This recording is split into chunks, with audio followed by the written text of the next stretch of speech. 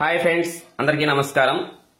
ఈరోజు ఈ వీడియోలో మనం టీచర్ ఇన్ఫర్మేషన్ సిస్టమ్ అనేది ఇప్పుడు స్కూల్ అటెండెన్స్ యాప్ లో ఇవ్వడం జరిగింది. సో ఇది అందరికీ అప్లోడ్ చేయడానికి అంటే కరెక్ట్ అయినటువంటి ఇన్ఫర్మేషన్ ఇవ్వడానికి ఈజీగా ఉంటుందన్న ఉద్దేశంతో ఈ స్కూల్ అటెండెన్స్ యాప్ లో ఏ ఉపాధ్యాయులు వాళ్ళకు వారే తమ యొక్క వివరాలన్నీ కూడా ఈ యాప్ లో అప్లోడ్ చేసుకోవడానికి అవకాశం కల్పించారు. ఇందులో భాగంగా ఇక్కడ మనకు స్కూల్ అటెండెన్స్ యాప్ ఓపెన్ చేయగానే అక్కడ మనకు లాస్ట్ ఆప్షన్ అవుతుంది చూడండి. అక్కడ టీచర్ ఇన్ఫర్మేషన్ సిస్టమ్ అనే ఒక ఆప్షన్ ఇక్కడ కనిపిస్తుంది. ఈ ఆప్షన్ లో మనం యొక్క వివరాలన్నీ కూడా మనము అప్లోడ్ చేయాల్సి ఉంటుంది. ఏ విధంగా అప్లోడ్ చేయాలి, అందులో ఉన్నటువంటి వివరాలు ఏంటి అనేది ఒకసారి చూద్దాం. ఫస్ట్ మనం ఏం చేస్తామంటే మన యాప్ ఓపెన్ చేసిన తర్వాత మీకు ఒకవేళ అప్డేట్ వర్షన్ లేకుండా ఉన్నట్లయితే వెంటనే అప్డేట్ వర్షన్ ని ఇన్స్టాల్ చేసుకోమని అడుగుతుంది. ఒకవేళ ఆల్రెడీ అప్డేట్ అయిపోయి ఉంటే మనకి ఈ విధంగా ఓపెన్ అవుతుంది. ఆ అప్డేట్ వర్షన్ లో మనకి ఇక్కడ టీచర్ ఇన్ఫర్మేషన్ సిస్టమ్ అనే ఆప్షన్ కనిపిస్తుంది. దాని మీద క్లిక్ ఇవ్వండి. దాని మీద క్లిక్ ఇస్తేనే ఫస్ట్ మనకి డేట్ ఆఫ్ బర్త్ అడుగుతుంది. ఆ తర్వాత ప్రజెంట్ డిసిగ్నేషన్ అడుగుతుంది. మన ప్రజెంట్ డిసిగ్నేషన్ ఏంటి, ఎస్జిటిగా ఉన్నారా, స్కూల్ అసిస్టెంట్ గా ఉన్నారా, లేకపోతే పీజీటీగా ఉన్నారా, ఏదైతే అది మనము సెలెక్ట్ చేసుకోవాల్సి ఉంటుంది. సో ఇప్పుడు ఏమేమి డీటెయిల్స్ అడుగుతున్నారు, ఆ తర్వాత ఏ విధంగా ఫిల్ చేయాలో ఒకసారి చూసుకుంటా వద్దాం. ఇప్పుడు ఒక ఉపాధ్యాయులకు సంబంధించినటువంటి వివరాలన్నీ కూడా నేను ఫిల్ చేసుకుంటూ వస్తాను. ఒకసారి చెక్ చేద్దాం. ఫస్ట్ డేట్ ఆఫ్ బర్త్ అడుగుతుంది. ఆ డేట్ ఆఫ్ బర్త్ దగ్గర క్యాలెండర్ మీద క్లిక్ ఇస్తేనే మనము ఇక్కడ క్యాలెండర్ అనేది ఓపెన్ అవుతుంది. ఇక్కడ డేట్ ఆఫ్ బర్త్ ను మనము సెలెక్ట్ చేసుకోవచ్చు అనమాట. ఫస్ట్ వచ్చేసి ఇయర్ సెలెక్ట్ చేసుకోండి. ఇయర్ సెలెక్ట్ చేసుకున్న తర్వాత మంత్ సెలెక్ట్ చేసుకోవాలి. మంత్ సెలెక్ట్ చేసుకుని తర్వాత డేట్ సెలెక్ట్ చేసుకుందాం. ఓకే మీద క్లిక్ ఇస్తే మనకు డేట్ ఆఫ్ బర్త్ అనేది మళ్ళీ ఒకసారి చెక్ చేసుకోండి కరెక్ట్ గా ఉందా లేదా. ఎందుకంటే మన టచ్ చేయడంలో ఏదన్నా రాంగ్ ఏమన్నా అయిందంటే మళ్ళీ ప్రాబ్లం అయ్యే అవకాశం ఉంటుంది. కాబట్టి మనకు ఆ డేట్ ఆఫ్ బర్త్ అక్కడ డిస్ప్లే అయిన తర్వాత కూడా ఒకసారి చెక్ చేసుకుంటే బాగుంటుంది.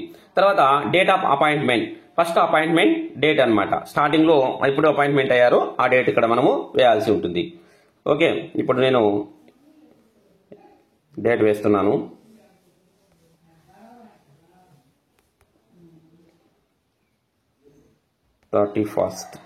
Okay, date of appointment.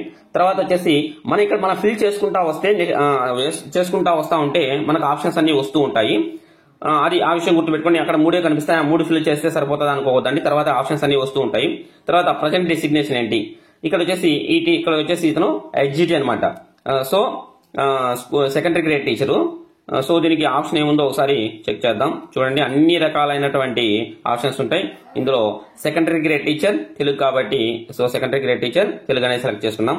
తర్వాత వచ్చేసి date of joining in present cadre of the post.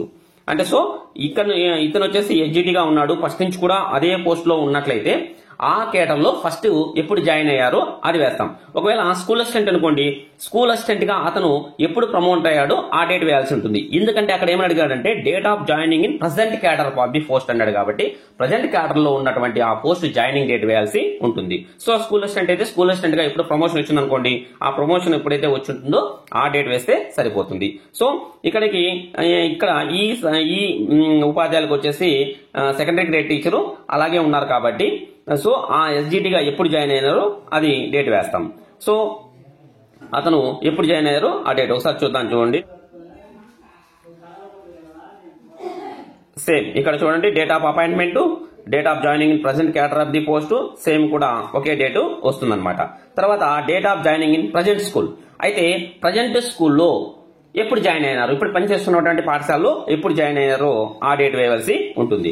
So ఇప్పుడు పనిచేస్తున్నటువంటి స్కూల్లో ఎప్పుడు జాయిన్ అయ్యారో ఆ డేట్ వేద్దాం. ఈ విధంగా డేట్ వేస్తాం. తర్వాత ఏమడిగారంటే చూడండి, optional subjects in degree or equivalent. So ఇక్కడ మనకు చూడండి, మనకు డిగ్రీలో ఉన్నటువంటి సబ్జెక్ట్స్ అనేవి ఇక్కడ వేయవలసి ఉంటుంది. ఒకవేళ ఆ ఉపాధ్యాయులు డిగ్రీ చేయకుండా ఇంటర్మీడియట్ డిగ్రీ చేసి ఉండొచ్చు. సో వాళ్ళకు ఆ విధంగా జాబ్ వచ్చి ఉండొచ్చు. కాబట్టి వాళ్ళకి డిగ్రీ అనేది లేదు. అలాంటి వాళ్ళకి ఏం చేయాలి, ఒకవేళ డిగ్రీ సబ్జెక్ట్స్ ఉంటే ఏం చేయాలో చూద్దాం. ఈ సెలెక్ట్ మీద క్లిక్ ఇవ్వండి. ఒకవేళ డిగ్రీ ఉన్నట్లయితే అందులో ఉన్నటువంటి సబ్జెక్ట్స్ మీకు ఒకవేళ మ్యాథ్స్, ఫిజికల్ సైన్స్, కెమిస్ట్రీ అనుకోండి అది వేయండి. లేకపోతే బయాలజికల్ సైన్స్ ఉంటే బయాలజికల్ సైన్స్ వేయండి. సోషల్ స్టడీస్ ఉంటే సోషల్ స్టడీస్ వేయండి. అట్లా మీకు ఏ సబ్జెక్ట్ ఉంటే ఆ సబ్జెక్ట్స్ అన్ని వేసుకుంటూ వస్తారు. ఒకవేళ మీకు డిగ్రీ కనుక లేకుండా ఉన్నట్లయితే అలాంటప్పుడు ఏం చేస్తారంటే ఇక్కడ చూడండి, లాస్ట్ లో ఇక్కడ వచ్చేసి నో సబ్జెక్ట్ అనే ఆప్షన్ ఉంటుంది. సో ఆ నో అనే సబ్జెక్ట్ ఆప్షన్ దాన్ని సెలెక్ట్ చేసుకుంటే సరిపోతుంది. ఒకసారి అలాగే చూసుకుంటూ వచ్చేసేయండి. నో సబ్జెక్ట్ అనేది సెలెక్ట్ చేసుకోండి. ఇక్కడ చూడండి నో సబ్జెక్ట్ అనేది సెలెక్ట్ చేసుకుని కన్ఫర్మ్ మీద క్లిక్ ఇచ్చేస్తాం. తర్వాత వచ్చేసి next optional subjects in PG are equivalent. Same అంతే, పీజీ ఉన్నట్లయితే ఆ పీజీ సబ్జెక్ట్ మీరు చూస్ చేసుకుంటారు. ఒకవేళ మ్యాథ్స్ పీజీ మ్యాథ్స్ ఉందనుకోండి, మ్యాథ్స్ అనేది సెలెక్ట్ చేసుకోండి. ఒకవేళ మ్యాథ్స్ లేదు అంటే మీకు అసలు పీజీనే చేయలేదు, అలాంటప్పుడు ఏం చేస్తారంటే దీనికి కూడా సేమ్ అంతే, నో సబ్జెక్ట్ అనేది సెలెక్ట్ చేసుకోవాలి. నో సబ్జెక్ట్ సెలెక్ట్ చేసుకుంటే సరిపోతుంది. అలాగే ఖాళీగా పెడితే తీసుకోదు కాబట్టి మీరు నో సబ్జెక్ట్ అనేది సెలెక్ట్ చేసుకోండి పీజీ లేకుండా ఉన్నట్లయితే. తర్వాత వచ్చేసి methodologies in BEd or equivalent. BEd మీకు ఉన్నట్లయితే అందులో ఉన్నటువంటి మెథడ్స్ ఏమేమి ఉన్నాయో అవి సెలెక్ట్ చేసుకోవాలి. మీకు ఒకవేళ మ్యాథమెటిక్స్ ఇంగ్లీష్ ఉందనుకోండి, మ్యాథమెటిక్స్ ఇంగ్లీష్ తీసుకుంటాము. ఒకవేళ మ్యాథమెటిక్స్ తెలుగు ఉంటే మ్యాథమెటిక్స్ తెలుగు తీసుకుంటాం. మ్యాథమెటిక్స్ ఫిజికల్ సైన్స్ ఉంటే ఫిజికల్ సైన్స్ తీసుకుంటాం. లేదా బయాలజికల్ సైన్స్ తెలుగు ఉంటే బయాలజికల్ సైన్స్ తెలుగు తీసుకుంటాం. బయాలజికల్ సైన్స్ ఇంగ్లీష్ ఉంటే ఇంగ్లీష్ తీసుకుంటాం.